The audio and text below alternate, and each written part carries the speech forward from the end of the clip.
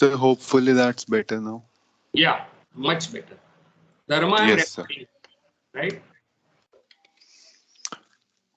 So translating Bhakti, this particular paper written by Akshay Kumar has a certain focus on the translation element rather than the content of Bhakti poetry, especially when we talk about Kabir.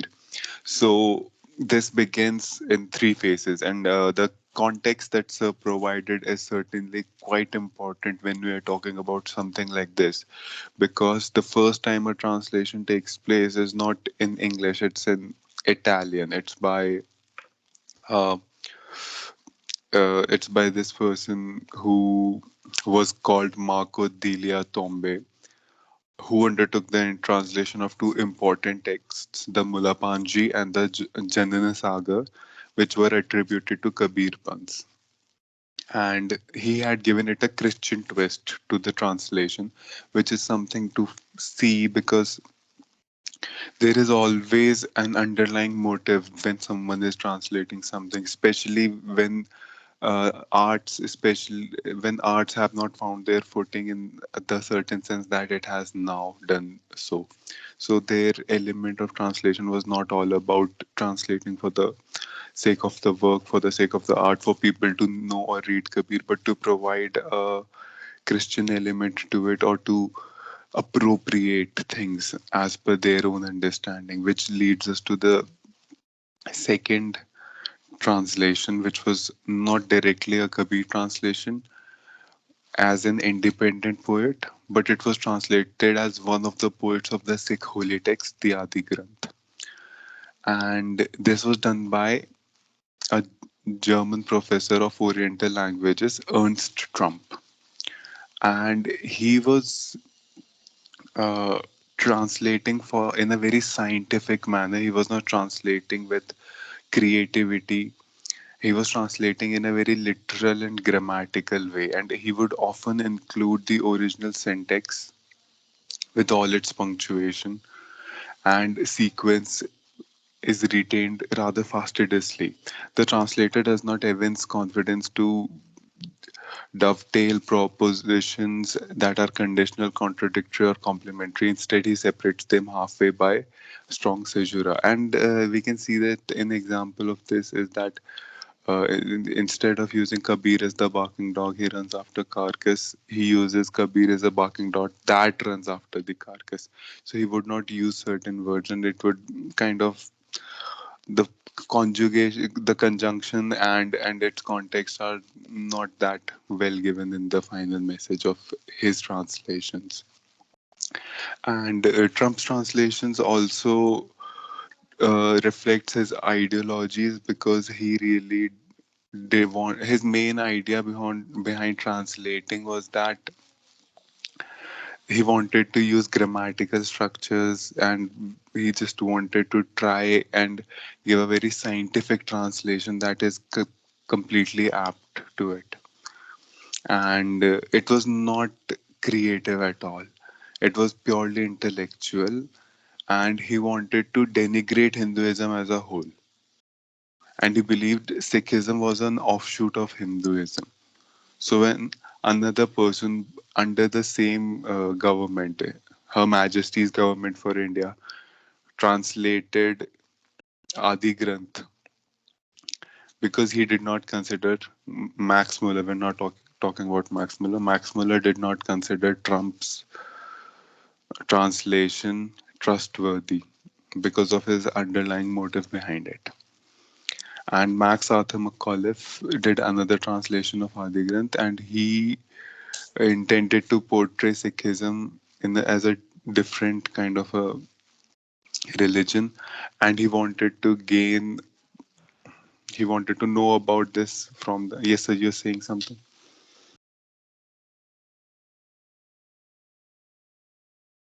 No, no, go ahead, go ahead. All right. So Max Arthur McAuliffe did another translation of the Adi Granth, and he intended to portray Sikhism in a different light, and he took the help of the people of the religion. He improved from their criticism while writing. and instead of including the he included information in the parentheses rather than using and after this we have Kabir's translation, which was based on the oral nature of the poetry, but it does not hold very well, as many of the critics kind of do not think that most of the work that he's written in his own creative, although it was the first time someone tried writing creatively, but his works do not reflect well and well what Kabir's work were. His works were not translated like that because of the oral nature of the literature that is there. It is not real. It cannot be said that he translated only Kabir's work. And this was largely what I could infer from the Bhakti poetry. I had made notes and all, but I do not have them right now. But I did have a question for sir, and that was the Oriental project. So I tried finding about it. I could not see much about it. So I just wanted to know what it is. We'll talk about, yeah. So have you discussed Westcott's book here? Westcott's and Tagore. Yes, Westcott. I think Westcott was the first person who internationalized this whole thing. Okay.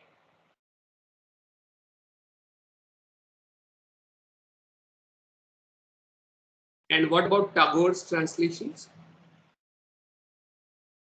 So, what I read is that Tagore did not really translate from the written text. So, there was a lot of contention Right. based on if it's actually Kabir's, because he translated from what Kabir was to him as a Bengali person. Hmm. So, Hmm. it's translated from that Bengali to English, and he also added a lot of his own creativity to it. And there was this another person, this Christian missionary in India who was actually doing the translation work at that time. The name is escaping me, and he actually contended that his translations are not. Tagore's translations are not actually Kabir's translations. Hmm. Right. And another thing important about Tagore's translation is that it gave Kabir a very international fame, because in this paper, this one theme is mentioned consistently, and that is that Hmm. when a work of literature, when a work of poetry is translated from one language to another, Hmm. it's given a new life in itself. It's resurrected from ages to ages. So when Tagore translated it after winning the Nobel Prize, after getting some amount of famous, after getting some famous, after being in the literary circle like that, it gave Kabir also the center stage to be evaluated by different professors and different scholars across the world. And this could be one of the reasons why, when also Linda has translated and we see how well she has translated these texts, it gets another life in itself. So, and perhaps when in future somebody else translate, it might also get resurrected in some other way for that time. So this is also another aspect of the paper that Mehrotra, is. Yes, sir. Arvind Krishna Mehrotra has translated Kabir. Uh, yes. So you can see from Bhavya's presentation that translations are not always, or translations are mostly not done for the sake of translation, right? There is some sort of other agenda or other ideological or other cultural agendas related to translation. especially literary translation, which we need to keep in mind. So the earliest translation was done by, who is this earliest translation is done by? This missionaries. Marco Delio Toma. So among first translators are these people. Ernst Grump, right? Trump, he translated Kabir as part of his translation of Adi Granth, right? And Adi Granth, anybody knows what is Adi Granth?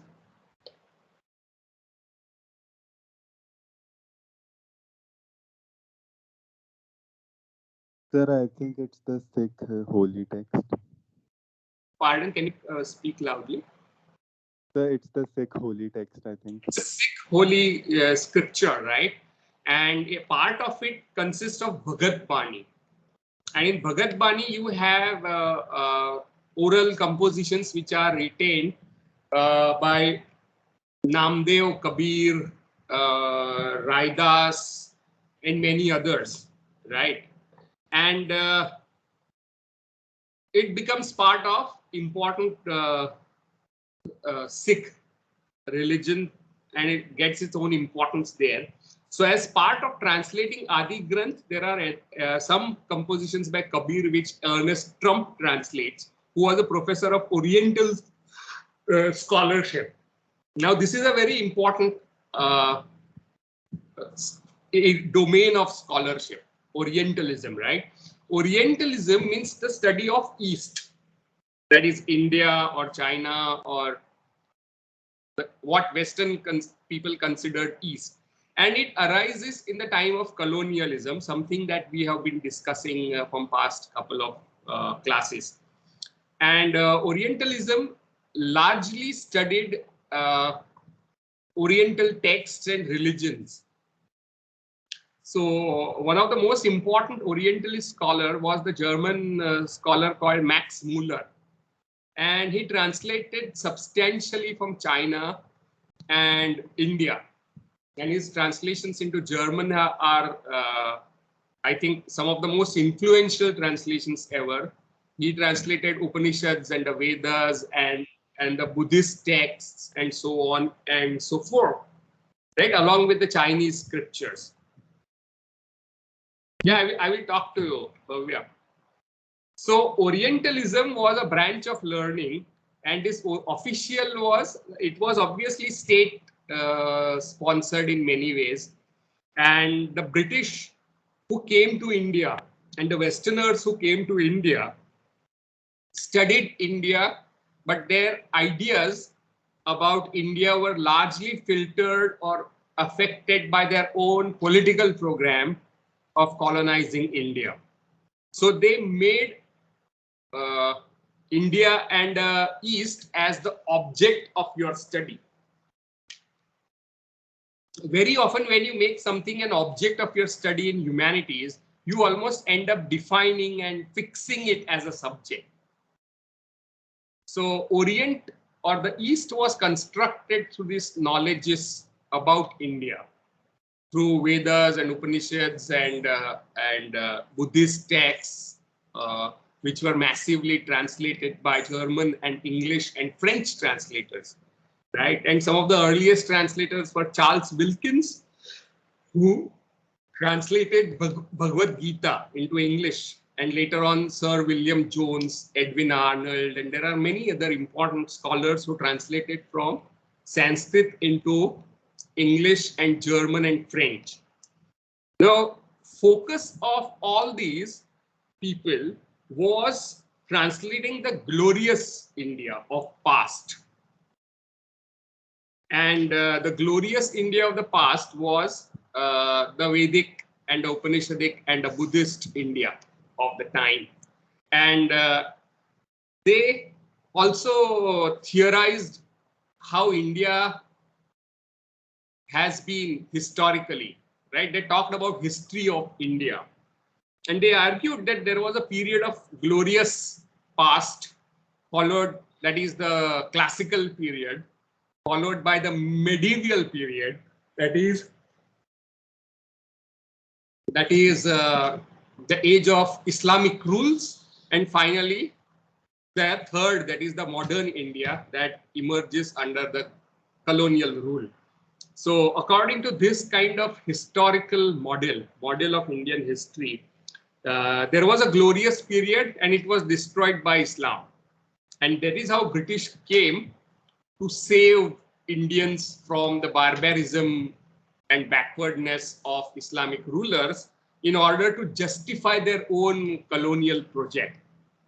So this kind of historiography, or the theory of history writing, was developed by the Orientalist scholars, especially John Stuart Mill, who never came to India but wrote History of India, right? William Jones, who was an important judge, right, in India and a scholar of Sanskrit. He proposes a theory saying that there are cognates. Cognates means linguistic roots which are similar between Latin, Greek, and Sanskrit. So Sanskrit Agni, ignite, Mata, Matru, maternal, maternity, Pita, pater, paternity, paternal. You can see that similarities in English, right, have something to do with Sanskrit as well as Greek and Latin, which means that these languages were historically connected. And he proposed that there was a Proto-European language, Indo-Aryan language as they called it, from which there were branches which came to India, and a branch of Indo-Aryan language users went to Iran, who wrote Avesta, and a branch went to Europe, right? So from Central Asia, the Aryans came. And the problem with this theory is that these users of Indo-Aryan language were considered to be racially distinctive, right? Now that is very strange argument that people like Max Muller or William Jones and later on others forwarded, that this Indo-Aryan users of language which can be called Indo-Aryan are racially one. They are Aryans, and thus establishes kind of historical relationship with the West and the East and Iranians, right? So racially they have a common ancestry. Now this is absolute nonsense, because just because 40 crore people speak Hindi, it doesn't mean they have same genetic heritage, right? They are not racially one and the same. So a move from linguistic similarity to racial theory of Aryan was a terrible theory that these people proposed, and they had no idea that it would turn into such horrible ideology later on. So later on during World War II, after the World War I, people like Hitler proposed that Germans are the true Aryans and Jews and everyone else are inferior species, races. And that's why they should be either exterminated or they should be made secondary or subordinate people in Europe. And Aryan supremacy must be established. So, and that resulted in the Second World War and the terrible Holocaust that Germans carried out against the Jews, killing lakhs and lakhs of Jews, which is horrendous thing to do, right? Kind of psychopaths that Hitler and the Third Reich was. Now, why are we talking about this? Because Orientalists were the people like Max Muller and Sir William Jones were among the earliest people to propose that there is a common linguistic similarity between East and the West, right? And so the ancient India that they valorized was the Aryan India. And then came the Muslims, right? So it was dark ages, and they followed patterns similar to European historiography, where you have a classical period of Greek and Roman Empire, followed by the feudal ages or dark ages, and then you have Renaissance. So three-phase model of history was proposed by European historians to talk about Europe. Now they transferred it to India, and they proposed that the ancient Aryan India was racially kin or to the European. That's why it is glorious, and hence their entire focus was on Aryan literature, the Sanskrit literature, the glorious Indian literature, right? The glorious past theory, the golden age theory. I think we have mentioned this earlier, but this is an Orientalist construct. So Orientalism implies a discipline, right? And when you say official Orientalism, it means that state like Britain or Germany would have their own Orientalist institutes. That is what we mean by Orientalist scholarship. So their object was to not just gather knowledge about India, but also rule over India, control it, right? To construct it in a convenient way as an exotic East or what. And that is what post-colonial scholars like Edward Said has said. I don't know if you're studying post-colonial or new writing, right? So Edward Said argues that if you consider something as an object of your study, then what happens is you are making that thing into a thing, right? You are trying to dominate and control that thing using that knowledge. So knowledge becomes a form of political expression, political power. So Orientalist branch of learning was a massive branch of learning, and they did extensive work on the East, right? So Sacred Books of East by Max Muller is one of the most phenomenal series of work, and you will find it in Hansa Mehta Library, the entire series, right? Sacred Books of East. You will also find it online. So that is what we mean by Orientalist scholarship. The second kind of scholarship that was prevalent in 19th century were the missionaries, right? And the missionaries were interested in Bhakti or Kabir because they thought that it had similarities with Protestantism, right?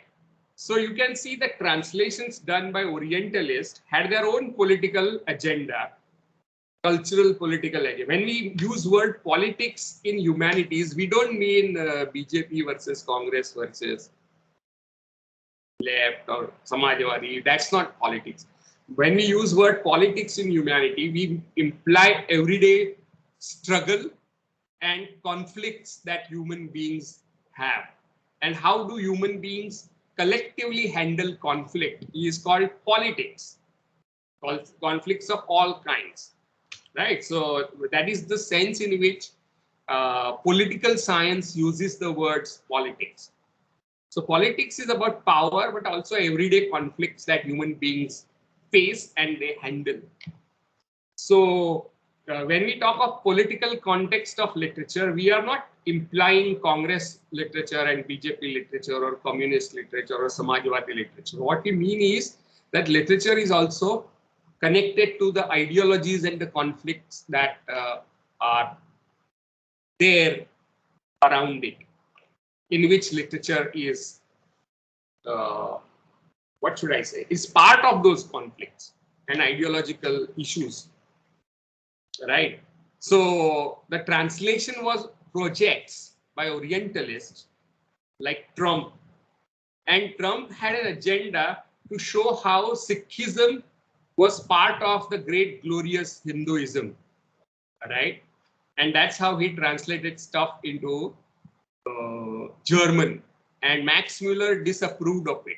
So as part of that, this is the first among the earliest translations of Kabir, right? And then we come to the British translators, the missionary translators, right? like क्या नाम है,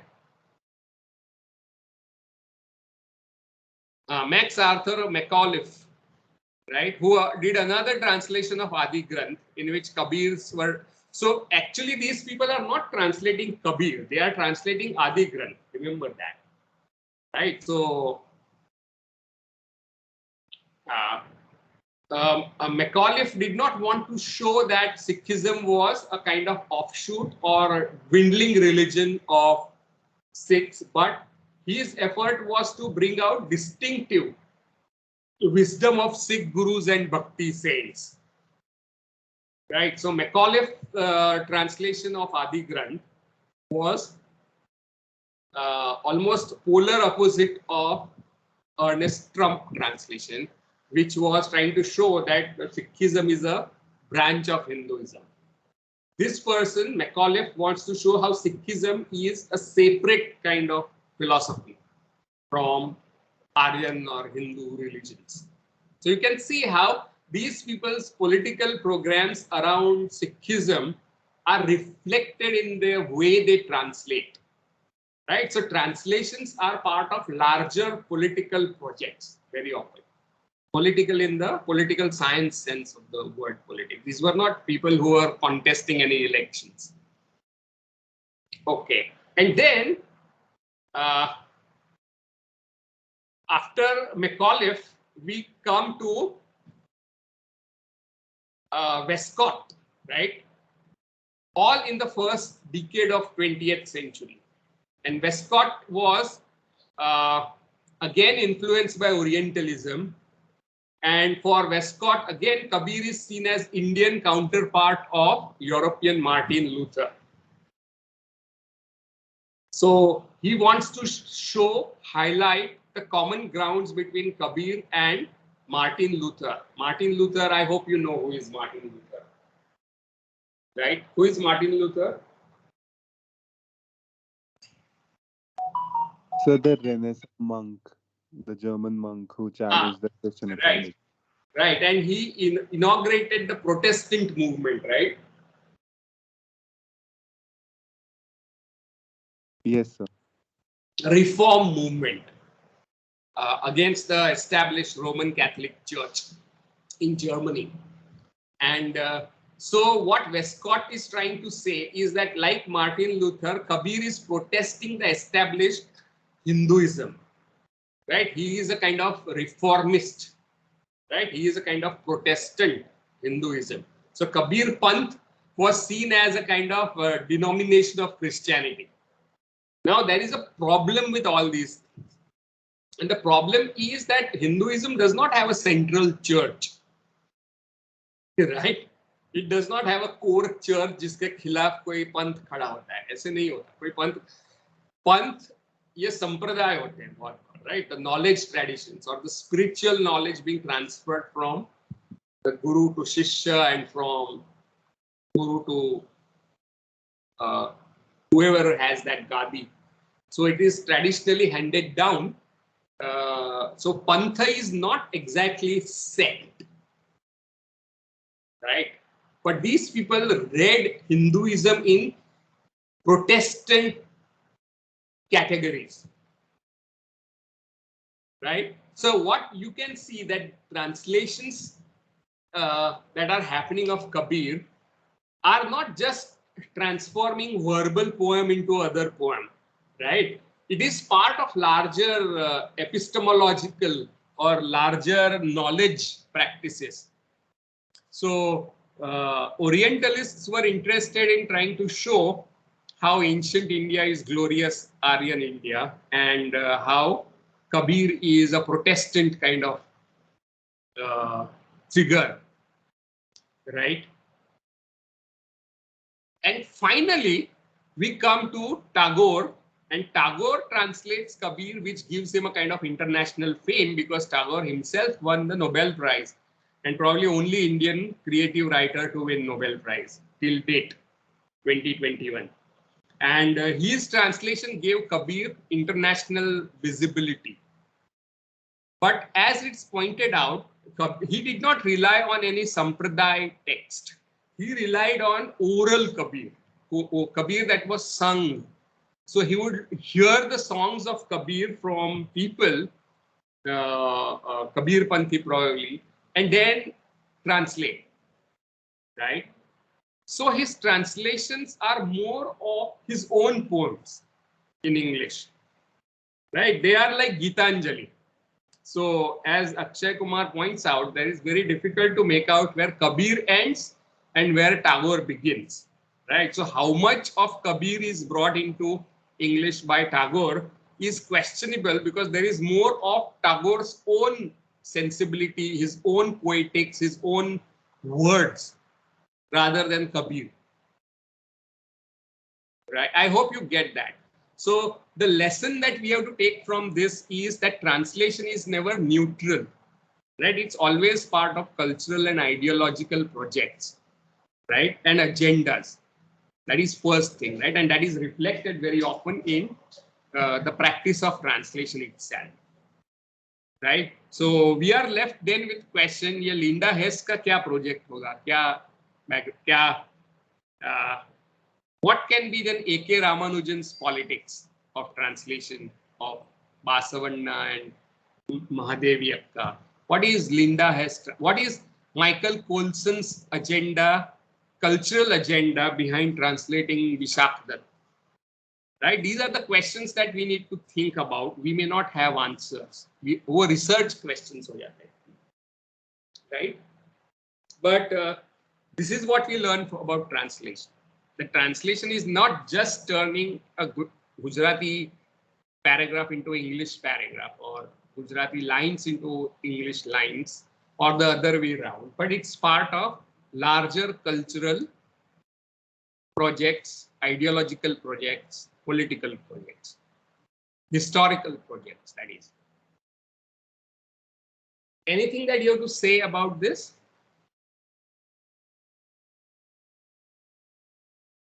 Any questions about what we have discussed?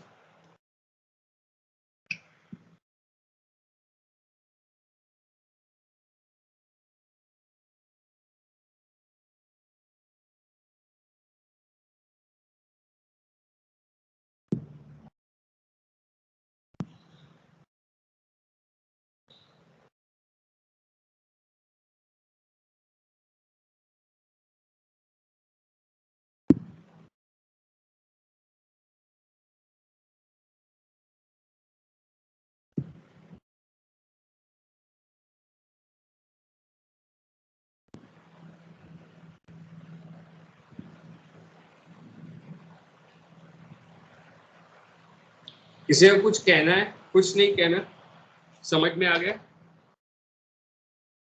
या सो गए या कुछ और कर रहे हो? Understood, sir. Okay. So, because we are studying Indian literature in English translation, right? This question of translation needs to be flagged, has to be underscored, because then we understand the whole construction of Indian literature. So the whole idea of Indian literature actually was a German Orientalist idea. It was Winternitz, a German scholar, who first wrote history of Indian literature. उससे पहले कोई Indian literature जैसी चीज ही नहीं थी 19th century में. जो there was Sanskrit literature, there was Pali, Prakrit literature, Abhransh literature, there was plenty of Urdu literature, Persian literature. There were literatures in all major Indian languages, but it never was brought under a category called Indian literature.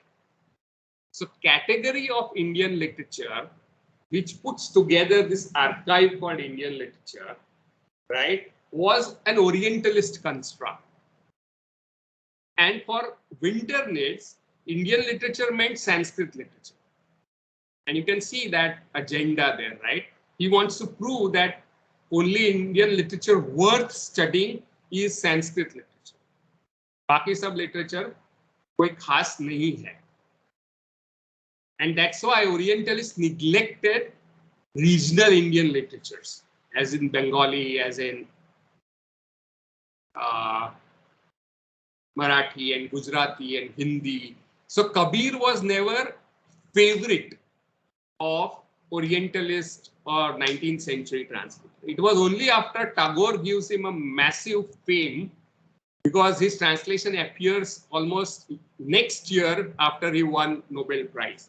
So the whole question of Indian mysticism was hot selling in those days. Indian literature is mystical. So mysticism is also a very Orientalist construct. हमारे यहाँ कोई mysticism नाम की category भी नहीं थी India में.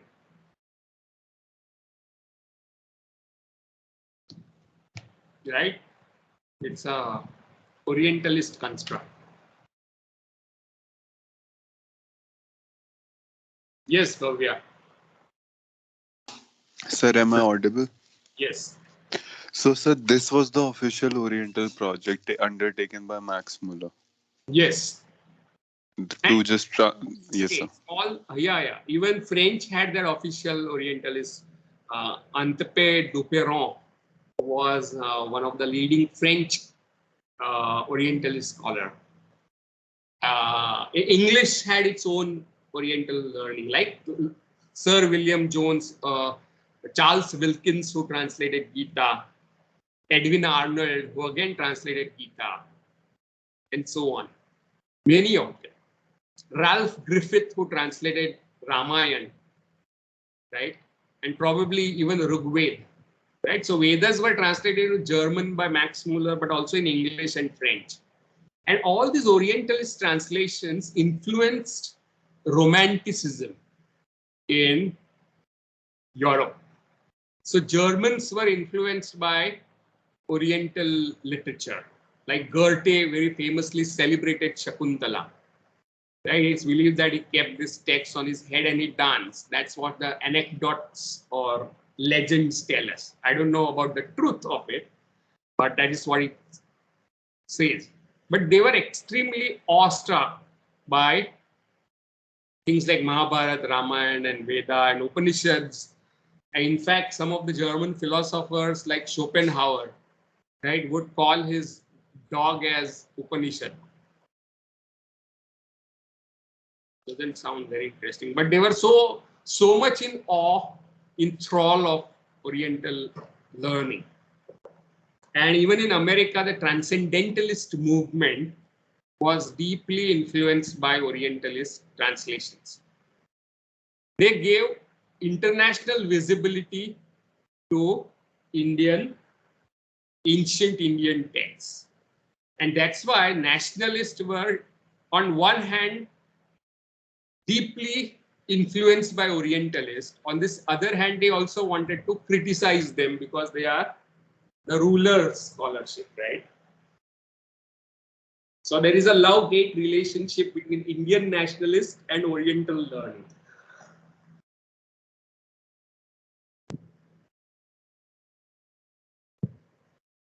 Yeah, Bhavya. Go ahead. Sir, so this begs the question, when we are studying these texts translated in English, some by authors which were translating for, I don't know, the Oriental project perhaps, and our translations are majorly done by scholars. So can we say that perhaps this subject and this paper, this kind of knowledge that we are gaining is part of the reason, part of it goes to the Orientalists because of their initiation at first, because we are studying it in the English language and not the traditional language like that. Right. So there is a shadow of Orientalism on the very coarse Indian literature in English translation. Anna, very good. There is. Yes, and like most of the times it comes across as a very nationalistic, patriotic kind of a feeling that emanates from this word Indian translation and English, but it's it's packed with so many, so deep, so much depth in it that it's really hard to give it a single dimension. I have Exactly. understood over That's the what. course of the last few months. Exactly. Exactly. Very good observation indeed. means the whole category of Indian literature is an Orientalist invention, right? So we are aware of it, the politics of Orientalism. And we are also aware of the fact that nationalism, and we are going to talk about Sri Aurobindo and Bankim Chandra, right? Both these great nationalist figures were deeply influenced on one hand by Orientalism, an Oriental idea of India, of golden past, right?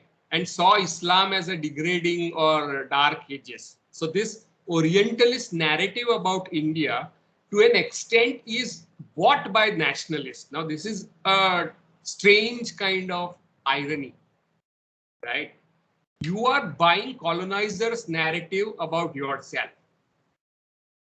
On the other hand, you are also trying to resist it and criticize it. So there is a ambivalence towards Orientalism that you find in Indian nationalism, right? So on one hand, you say Max Muller, who signed as Muller or something like that, Moksha Mool or something, and he's adored by Indian nationalists, right? But at the same time, we are also aware that their projects were implicated in politics of colonialism. So how to go about handling it was one of the naughty questions, KNOTTY, for the nationalist, right? So Sri Aurobindo and Bankim Chandra, on one hand, they seem to buy this narrative of glorious past, which these people had made, Orientalists had made, the Sanskrit-centric view of the past, right? Almost Hindu golden age narrative and Islam dark age narrative is bought by these scholars, right? On the other hand, the people who prepared this narrative, the colonizers, are also the enemies, right, of India. So how to ideologically handle this is one of the complexities before Indian nationalist projects. And it's very good that you brought it up because our course reveals these complexities, right? And our translations, none of these are by Orientalist scholars, right? Because we are not living in a colonial period. So Michael Coulson or Linda Hess are not exactly colonial scholars. They are not planning to rule over India, right? They are more of South Asian scholars, which is called the area studies, right? Area studies was a kind of American and European invention, right? After, in the time of Cold War, 1945 to 1989. So area studies were studies in American and European universities about various parts of the world. So China would be studied by Americans and Americans and Europeans, India studies. So South Asia studies, right? So South Asia is an area. And many people argue that this funding for South Asian studies and Chinese studies was done by CIA and other programs, right? Because they wanted to have knowledge about Indian society in culture as a part of a larger Cold War between Soviet bloc and a capitalist American bloc. So knowledge system that South Asianists promote are also seen with certain kind of doubts about their neutrality, right? They also have their axe to grind. That's so area studies. After Orientalism, area studies became the predominant modes of studying. So Bangladesh studies or China studies or Middle East, study of Middle East or West Asia or whatever. Africa studies, right? So these disciplines were funded by Cold War money. And that's why that is also one of the political dimensions of knowledge about India, right? So when we are studying Indian literature in English translations, what we are doing is we are also borrowing these, we are also in some way implicated in this politics of Orientalism and area studies and nationalism. We cannot keep them out of our study. So it's a very good observation. So yeah, go ahead. Sir, I'm going to pose a question which would require you to decipher it because I do not want to be too direct about it. You can be direct about it. No, sir, I am afraid. Okay.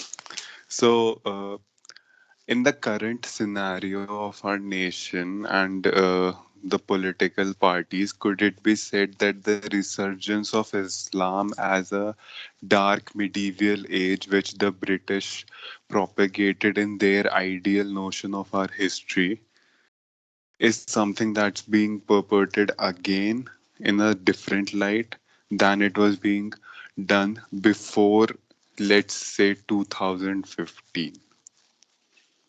2050. What is that? So before 2015, like 50. post the 15, 1 5. No.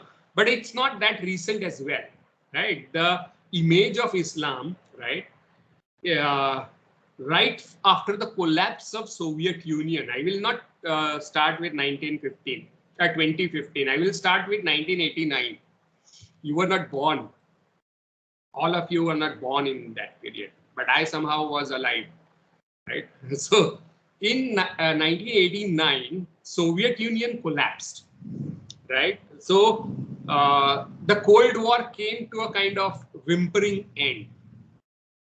And the first world, third world, second world, ये सब टूट गया और एक ही world रहा और वो America, right, as a superpower. In this kind of monopolar world, what happened was there were certain scholars in area studies again, like Samuel Huntington. I don't know if you have heard of him. He proposed that now, after the collapse of Soviet Union, there is going to be a clash of civilizations, right? So he proposed clash of civilization thesis, which meant that the Western civilization and the Islamic civilization and the Chinese civilization and the Indian civilizations are essentially different from each other. And they are also not on the same page when it comes to democracy and liberal democracy, right? Which has won because of collapse of Soviet Union. So he proposed that the future geopolitics would be a kind of clash between West and China, West and Islam, West and this and West and that, right? And immediately after that, there were Gulf Wars that happened in the 90s. And also in the, when the Russian Soviet Union broke down, there were wars in Czechoslovakia and many other Balkan nations, right? Terrible Yugoslavian wars in which Serbia, Herzegovina, Bosnia, all these are implicated, and very often it was on communal lines, right? It had this anti-Islamic kind of politics to it. And later on, by the time you reach 2001, 9/11 happened, right? Twin Towers. And that resulted in a kind of confirmation of Samuel Huntington's thesis of clash of civilization, where Islam became the other, China became the other of the liberal democratic civilization of the West, right? So the construction of Islam on global scale as a kind of other and a kind of demonization of Islam happened just because of actions of 0.001% of Muslim population. The entire religion was branded and stigmatized. on a global scale, right? And obviously it had its impact on Indian politics as well. So what you'd say about 2015 actually goes back to these more, what should I say, greater geopolitical conflicts after the Cold War, right? When we were very young, we were, when I was doing my MA, right, or BA, for example, terrorism was associated with the rise of Sikh extremism and Tamil Tiger movement, the liberation of Tamil Elam in Sri Lanka, right? After Soviet Union collapsed, uh, the guns who were used, the Mujahideens who were used by Americans, funded by American CIAs against Soviet Union, became jobless, right? उनकी नौकरी चली गई क्योंकि Soviet union ही नहीं रहा. So for them, the next enemy would be America, because in Afghanistan, the outsider presence is resented, as it is anywhere. Even in India, it would be resented, right? So the Mujahideens turned against America, right? And there were various factions of, and Americans kept Saudi Arabia very close to them because of oil politics, right? So they would get huge amount of money. The Arabians government, United Arab Emirates, would actually became overnight rich, stinking rich because of oil and America plus oil mixture. They were extremely rich. They got rich because of these politics. And obviously there were people in Arabia who hated American presence and control over Saudi Arabia. And those people included ex-CIA agents like Osama bin Laden, right? And these people then went to Afghanistan, and then they started this Al-Qaeda movement, and later Pakistan funded this Taliban movement, right? And so on and so forth. So what you have to see is that the geopolitics after 1989, right, which demonizes Muslims as the other, this stereotype is created on basis of 0.1% of the population, right? So this stigmatizing Islamophobia that was developed by America and the West, right? It spread all over India, all over the world. So keeping that in mind, our study of Indian literature, we have to be very careful of this Orientalist narratives. And I think we did mention, if you remember, any of you remember, I don't know, I talked about how various Islamic regimes were actually ethnically very different. There were Afghans like Sher Shah Suri, Ahmad Shah Abdali, and there were Turks or Central Asians like Khaljis and Tughlaqs. And then there were Mongols like Mughals, right? And there were also Habshis, the African slaves who were converted and brought to India. So ethnic diversity among what is labeled as Islamic period or Mughal age is not a monolith kind of thing, but it's very complex, and the complexity is easy to understand because all of these people were at war with each other. Had religion a unifying power as is being claimed, none of these people would be fighting. But if you look at history of India from 9th century to 18th century, it is constant war between this Islamic regime and that.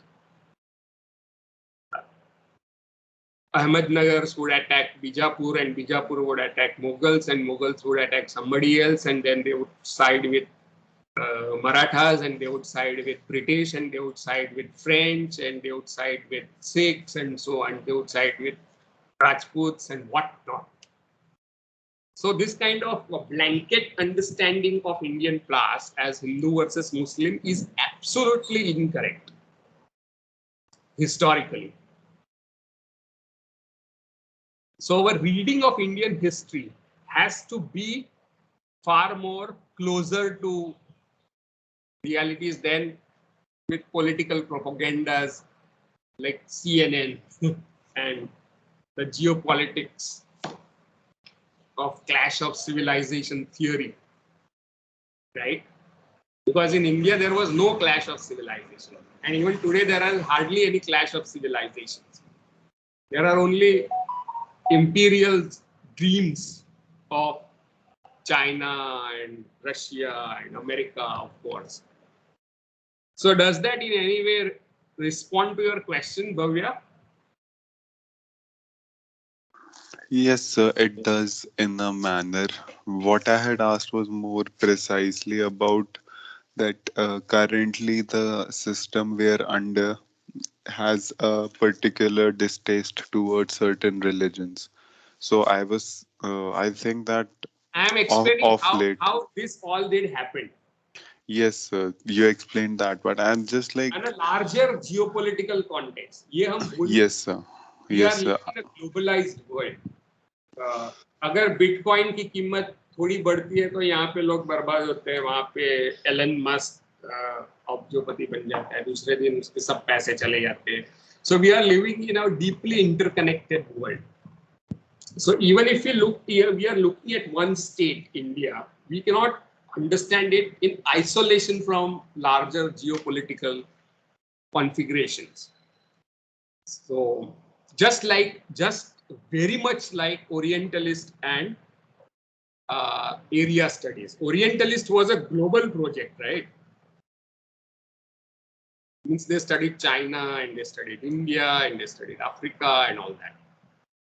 And area studies was also studying the globe. So when West is studying the rest, in Orientalism में भी वही है और South Asian studies में भी वही है. West is studying the rest, then there is tendency to other it, consider it, demonize it, something that, and most importantly, our Indian nationalist project has been buying these ideas right from 19th century. तो उस time की कहानी और आज की कहानी में similarity है, 19वीं सदी की कहानी और 21वीं सदी की कहानी. We should know these parallels.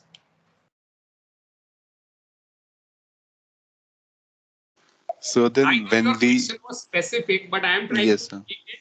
I am trying to contextualize it. Yes, sir. And I have also I had allied too as political science, so I actually studied international relations.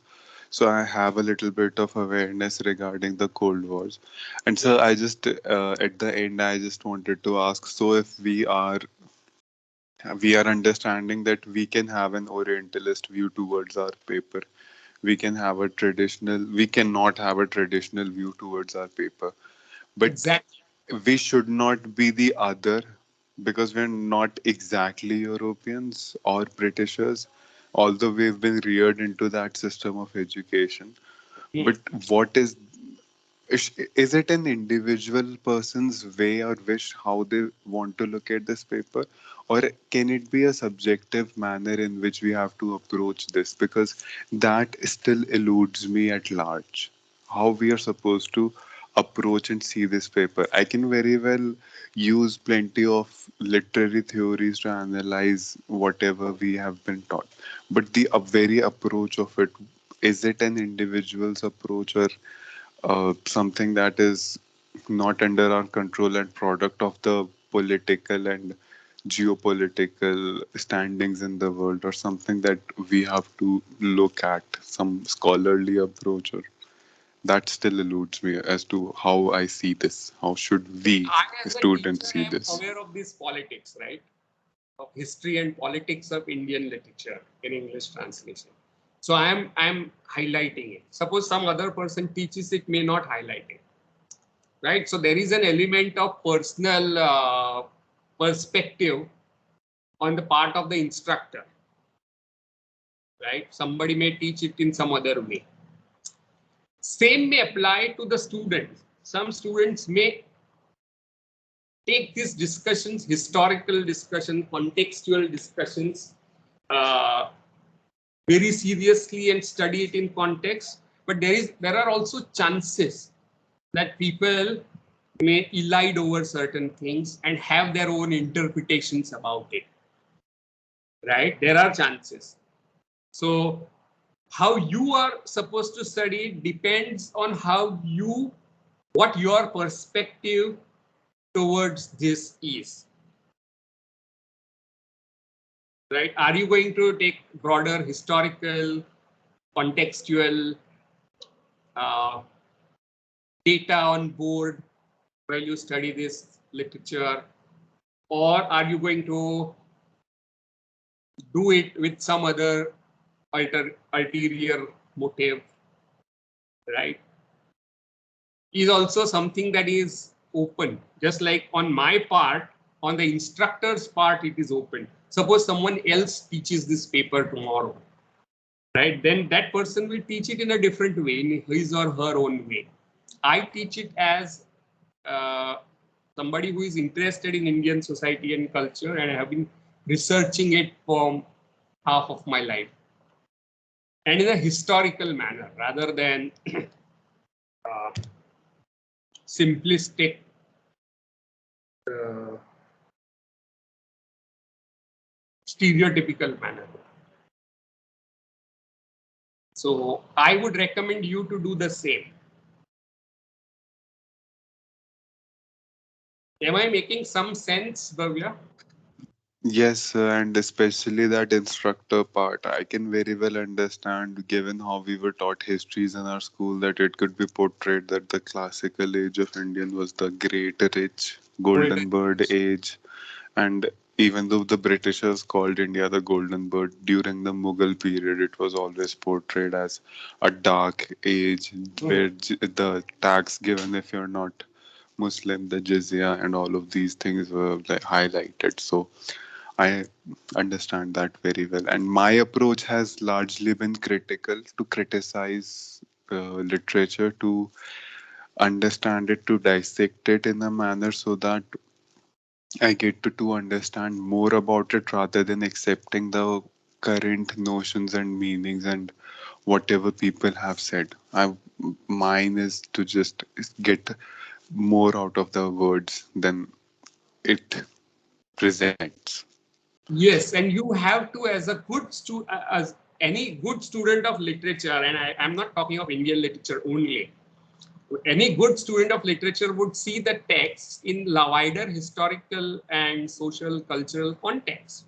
So even if you are studying American literature, this is how you are supposed to study, and that is what I have been saying right from core one. Right? We have come here not to study literature, but study how to study literature.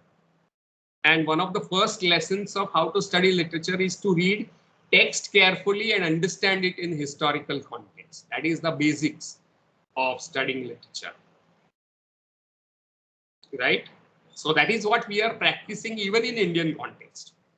Whether we are reading American literature, I think we studied this To Kill a Mockingbird, right? Yes? No, sir, we haven't taken any American literature up until नहीं, now.